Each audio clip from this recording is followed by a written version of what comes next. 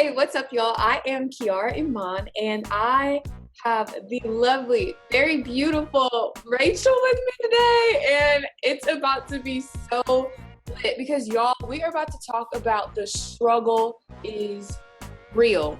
The struggle is real as you are embracing your singleness. Like, I'm not about to give you all of, like, yes, it's just great. No, we have to match it with the truth, okay? So, Rachel, can you give a little introduction of yourself? Yeah. Hey everybody, my name is Rachel Novak. I currently live in Atlanta. I'm an actress, an educator, a child of God, hallelujah, cat mom, yogi, all sorts. And so I'm so happy to be here. I am so excited because me and Rachel were talking a little bit before just about what it's like to be a woman, and we're already like, yes, the struggle is real. But okay, Rachel, just to kick things off, what is one thing that you struggle with in your singleness, or that you feel like sometimes you're going through alone and nobody talks about? Um, I think it's just like one of those moments where something really good or really bad happens. And when I'm in a relationship, I tend to just want to call the person I'm with and just like tell them and like get their reaction. Just get like another person to like physically tell me. Maybe it's validation, maybe it's just support. And yeah, I think within the first transition of like getting used to being single, I was like, oh, wait, I can't call anybody. Like, I can call people. I can call, like, my mom. I can call my friend. It's just not in the romantic sense of that partner, that would be there to say something like, "Oh, it's okay, babe." Like, so I think that immediately came to my mind. I think it's just like having that immediate thought to reach out to somebody. Yeah, I think the biggest struggle for me is like I be trying to explain to people, okay, I know that God is using me in singleness right now, but that does not mean my desire to be with someone just automatically disappears.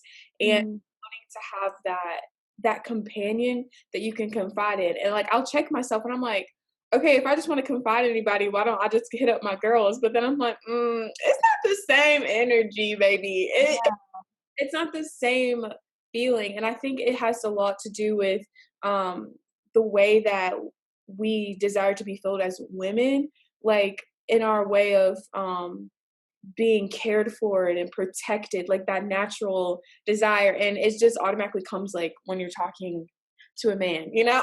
Yeah.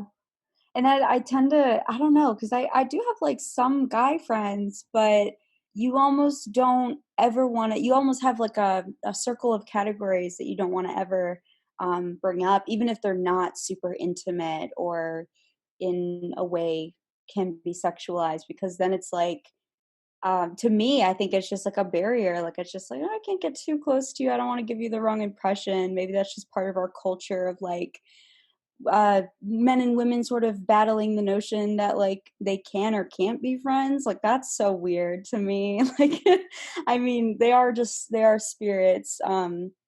How they interact with their body, that's different. How they're moving and who they are. It's just, yeah. I think it's there's a lot to be said about like how close I am actually to my guy friends, which in a grand scheme of things isn't a lot.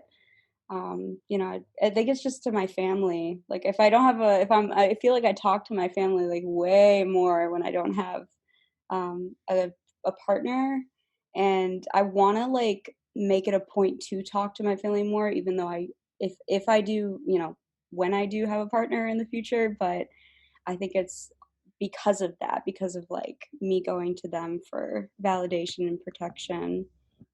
um, but it's all good, I think I'm learning to validate myself, which is a whole other thing about being single. Like, How does that look for you? well, that's just, I mean, that's now turning to God. I guess he's now the person that I'm gonna immediately tell something to, and it's made the faith stronger. It's made the desires he has for me more clear, because I'm not going to other people to figure out what I need to do in a certain situation. Human beings that they know that they mean well for me. It's like my family and close friends, but they don't see like the whole picture. So they might make a human flawed decision that I could possibly make too by myself, not consulting with a counsel that would be like Mhm. able to tell me, this, even though it may sound crazy, because he's like he's told me to do some crazy things this year, and I said, "Okay," but then I look back and I'm like, "Okay." It's incredible, but because then you think you might know where you are headed, and then you're not. You don't. Something else happens. The great thing about singleness in that time where you just don't have that extra voice, it does give you an opportunity to kinda hear God a little bit more clearly. And I'm not saying if you're with someone that you can't, but that has definitely been something beneficial for me because Mhm.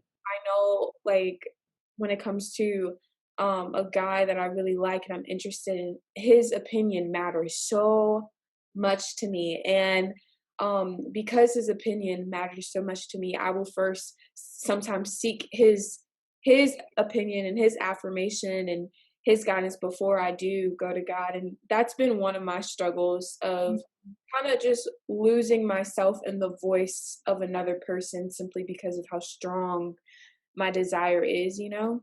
Yeah, no, I really vibe with that. Like that is exactly how I feel too with like, and maybe it has a lot to do with having faith in God and seeing, basically believing in the unseen.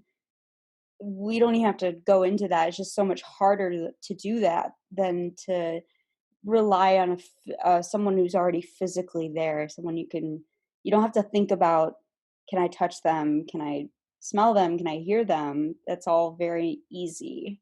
And with God, it's like you have to condition yourself to learn how to hear Him, how to see Him, how to feel His presence. It's all some people just don't want to put in that practice. It's frustrating sometimes. And with a test, I saw this post the other day. It said like, "Why is God quiet right now?" And it said there a teacher is always silent during a test. And I said, "Oh my gosh!" Like I'm over here like this is a Tuesday morning. Like why am I crying? Yeah, I just saw that the other day, and I said, "Okay, I hear you." But he'll speak to you through stuff like that, and people I think undermine sometimes. Facebook posts, like, I actually get so many flooding in, because I follow this one page called Women of God, I Cover You, and they are just posting stuff, like, all the time about stuff like that, and so I share because I know that if I share more, I'll get more. So it's kind of just like this cycling of, positive affirmations. Mhm. So it's, there are ways to be thankful on social and ways to cover up sort of the messiness that is social because as freeing as I can post stuff about embracing singleness and walking with God, the same, not the same people, but others can post something completely opposite. And it's all just in the mix of the app. You said something about just that difference of having someone physically there and like having it to be a discipline and you do kind of have to condition yourself. That's actually been one of my frustrations in my singleness and one of my prayers, my honest conversations of like, hey God, I know that you're the one who can only fulfill me. But Lord, what about when I'm struggling with my flesh? And it's not even like wanting to sin against you as far as or just bring trauma and mess and bad consequences into my life with continuously like to have sexual intimacy outside of marriage. It's not Mhm, like wanting to do that. It's just like the matter of, oh, sometimes I just want to be held or sometimes mhm, show physical affection and I can't do that with you, Lord. So how do I actually get that longing and that yearning fulfilled in my singleness? Is there a way? I was asking God, is there a way for me to be satisfied in this area without sinning against you? Is it possible, or is it constantly just the answer, I have to die to myself? Or is there a way that I can, just Wow. Yeah, that's a really good question and point, and I'm relating to this so hard. I feel like we're having the same, like I have those questions too about the physical part of it is so because emotionally I think, and I guess spiritually, emotionally, that all kind of waves together really well, because having your emotions satisfied, it kind of fills your spirit, and vice versa. Physical though, you yeah, because I always I love cuddling, I love being held, and you said that, and I said, "Oh my gosh, we're like that's the same." I feel so, um yeah, I feel embraced in that way. I love that warmth it gives. yeah, But my issue is, like, I will, and I have in the past, like, have had that intention to be like, I wanna, like, cuddle with them, I wanna, just be held.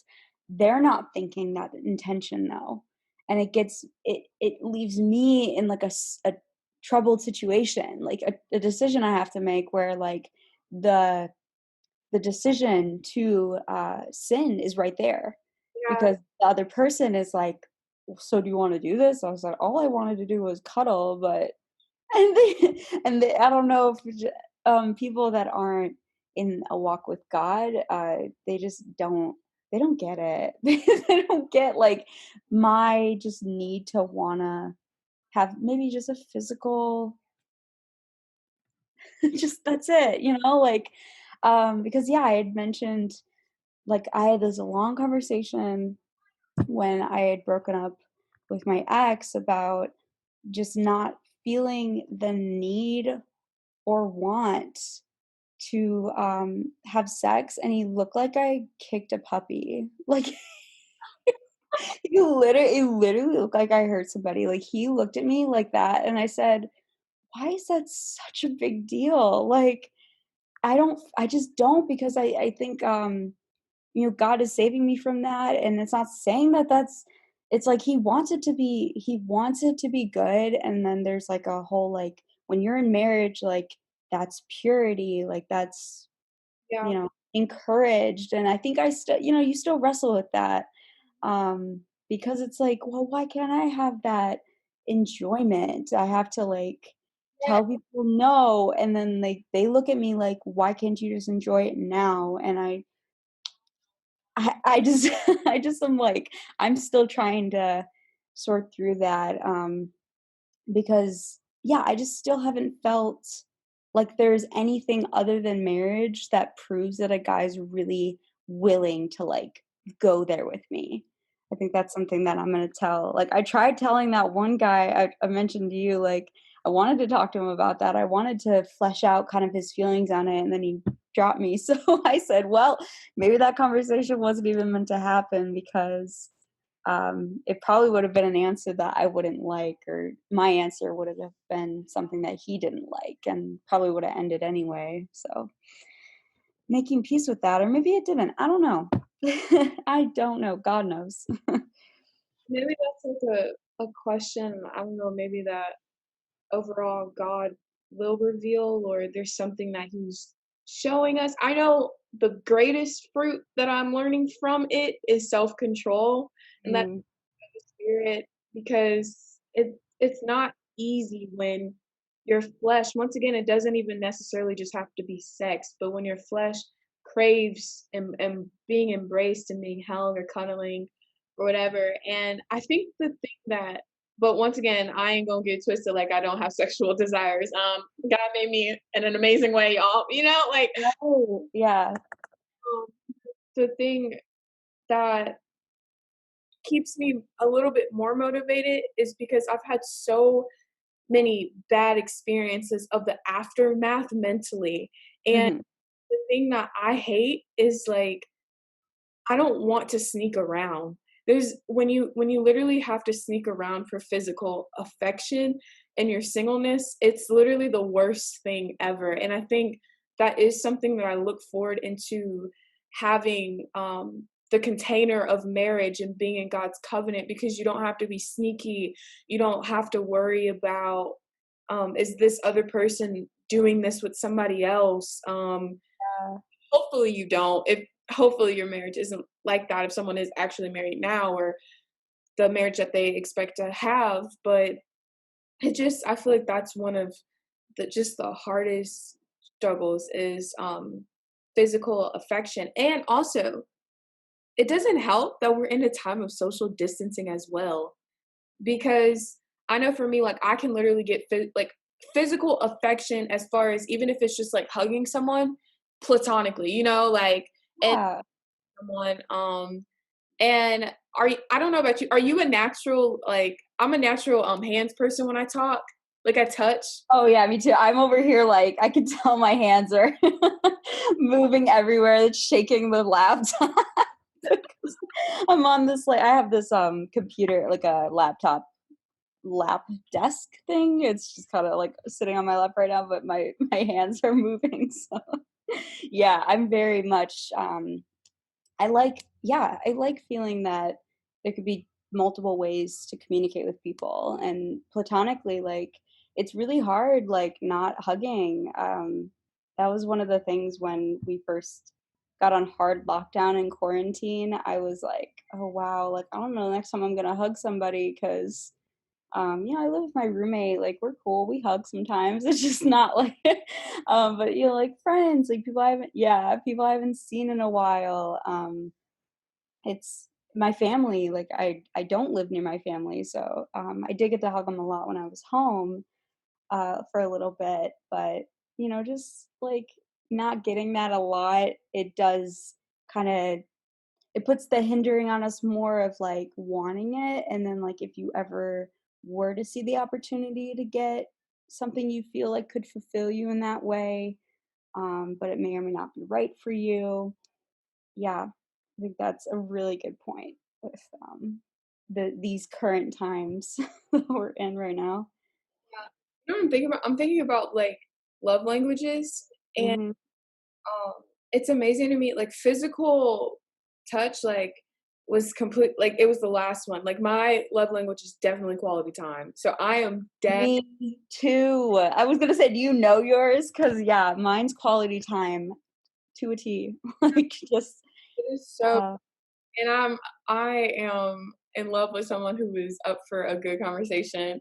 That's probably why I like love doing these little interviews because I just really love talking and like figuring out how people mind work. But I think during this time when physical touch was like at the end of my list, now I'm like, this has to be second on my list now. Like think once again, just wanting to embrace and feel connected, not just like mentally and verbally and through conversation, but also just like touch. I don't know. yeah.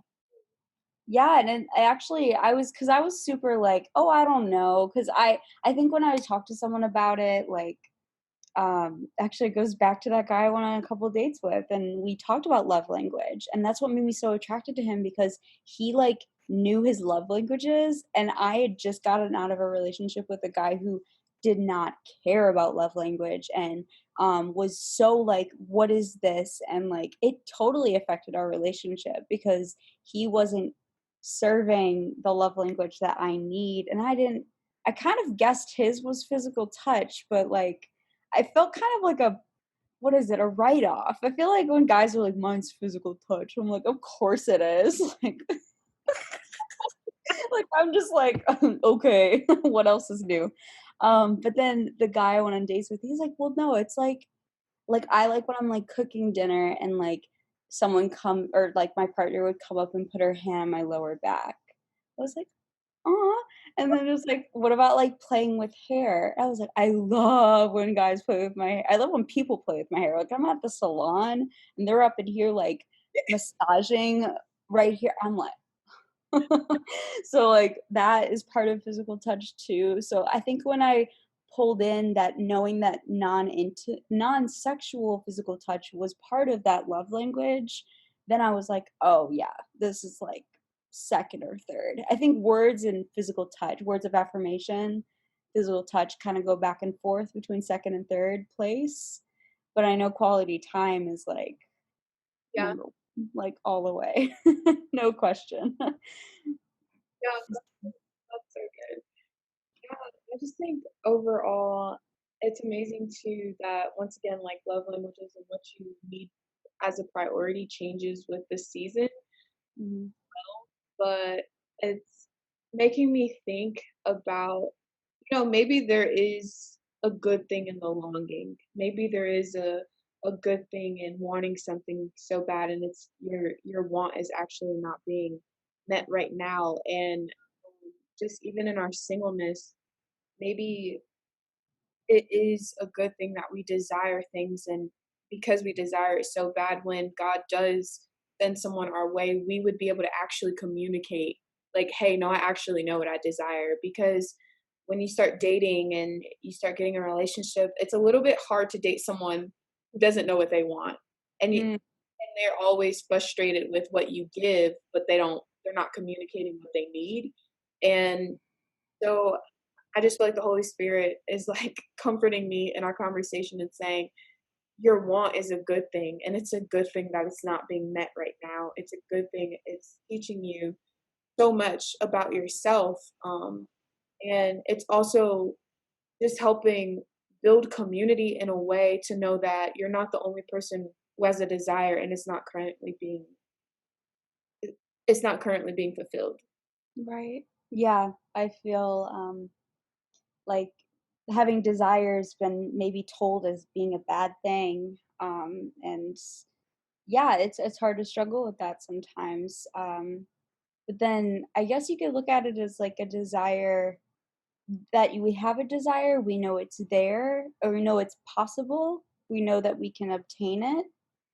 Um, Maybe waiting for it makes us appreciate it more and not because then I just as you were talking, I thought about when you're single, like of course you have moments of like, man, I could really like use a boo right now, like just like somebody there. But then sometimes you have moments where you're like, I am so glad I'm single.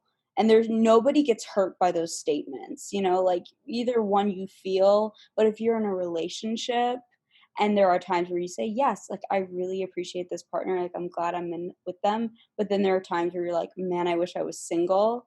What? That hurts yeah, that would hurt the partner because you're talking like that when you're with somebody. So why would you know what I mean? It kind of showed me too, like I was feeling like a little detached from it. Like, oh, why did I wish that? Why am I manifesting or speaking? I wish I was single because I'm with somebody. Isn't this what I want? Um, yeah, so that was something that had come up in my just dating experience. But here's something that came up too.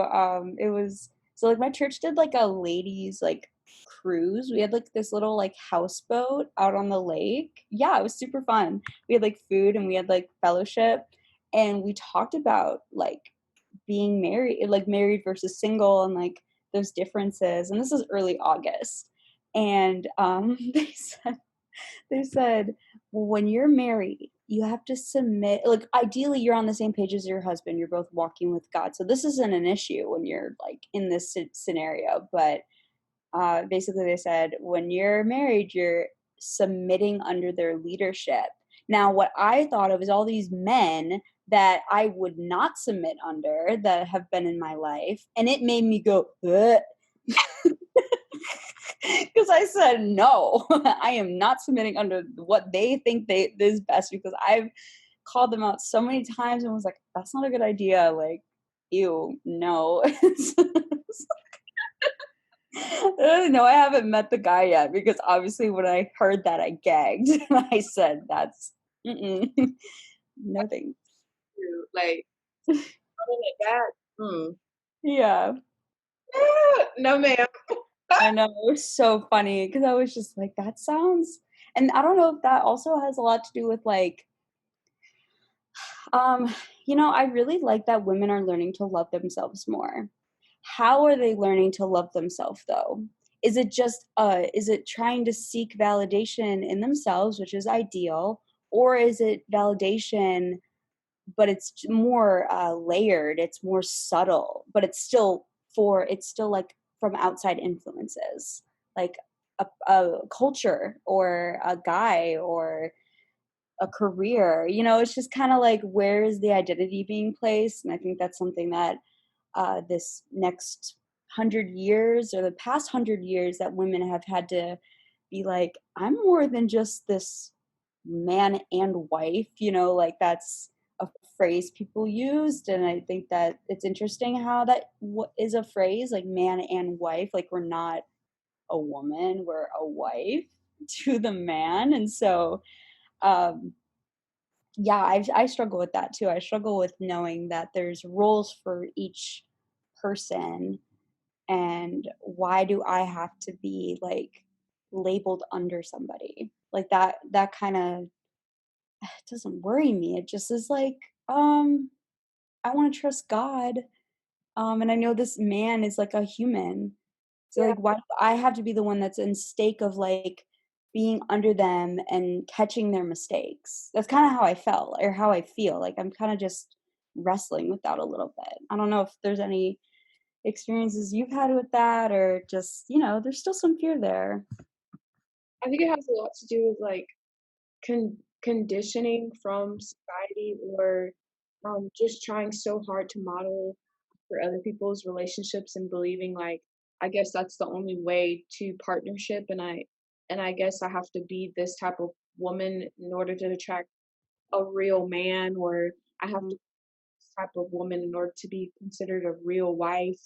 And when you were talking and of course when we talk about relationships everyone talks about Adam and Eve, but I just kept hearing like the Holy Spirit say please just trust me because I'm forming you like I really am shaping you as like he the Adam that he has like for you like I'm really shaping you into a suitable mate so that way when you are with someone submission is about suitability yeah, um not someone being superior over you that it's a real partnership and like the Lord is just he's just really speaking to me right now just trust me like it yeah, trust when you were saying just being patient during this time um in the waiting in the struggle just trust me because I'm literally forming you I'm shaping you and I'm making you and also it's very interesting that you talked about roles because they're the woman and the man when they become one they're still individuals coming together and it's like Adam even had his own space of singleness and it's just reminding like even for a man he really got the time to invest in what God was calling him to do he got to invest in who he's supposed to be he got to work out kinks within creation and name things and put them in order and all that time like God was just shaping this woman when it was time for Adam to rest like Eve was presented when Adam was like in a state of resting and the thing is Eve was presented and a lot of times when we don't trust God when the struggle is so real man we want to show ourselves and that's one of my struggles you struggle with that yeah. Wow, the way you phrased that, I said, oh my gosh, like I really like the knowing that there's uh, a guy, an Adam out there that is like working as well. He's working, like God is working on him too. And showing ourselves, the thing that first thing that came to my mind was like dating apps, like showing ourselves to, and it's to within 50 miles of, of where you are, but like it is kind of feeling like to the world, like, this is me, like you can have your little bio, you can have your information and stuff, but it's still not to the core. And it's harder to pinpoint the people that you should come into contact with, and see if anything can come from that. Yeah, I mean, I had dating apps on for a second, but I deleted those super fast. you said it wasn't working It wasn't working. Yeah, I just said like, and it felt very artificial like that. I said like I wasn't. and God took it seriously. I said something to myself. I said, I wanna meet my future husband authentically. And I said this before the pandemic, like meet face to face person. And maybe that could be like through a mutual friend. Maybe that could be from a community that we're both in. Um, but regardless, I said that. And then I went ahead and did the dating app. And so God probably was like, Mm, he's not, he's trying to connect the dots, can't. Because it's like, what did you just say? And then why are you doing the other thing? Um, and that was something I had to unpack, something I felt like, "Oh, wow, like, I really did say that, and God probably wants me to follow through with that," and he took that seriously. And so I see why it doesn't work out, and I see why I wasn't feeling it wasn't right, not saying those people were wrong, as people, they just weren't right for me.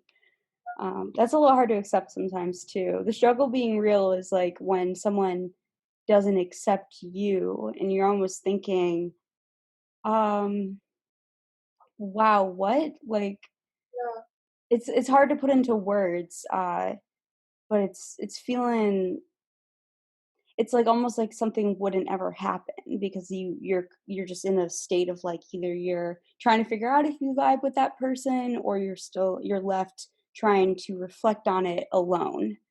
I wish there were like exit interviews like with dating. Like I wish people could like really yeah, like I wish people could sit down and be like, "Hey, like we didn't work out and like let's kind of flesh out like what the other person noticed about each other." And I don't want that to happen as like a roast session, but more just like here's just something I've noticed I need to even work on, and you made me realize that I wasn't ready for something, or just like a very like it probably can only happen amongst mature people that are seeking self-awareness like that, but I really wish that was almost like a maybe like an app where like it's a mandatory thing before you can like check out with somebody. You just have to like sit down and sort of reflect on that because then a lot of single people are left assessing that on their own and they don't have the other side to tell them, oh, well, this is what was going on with me.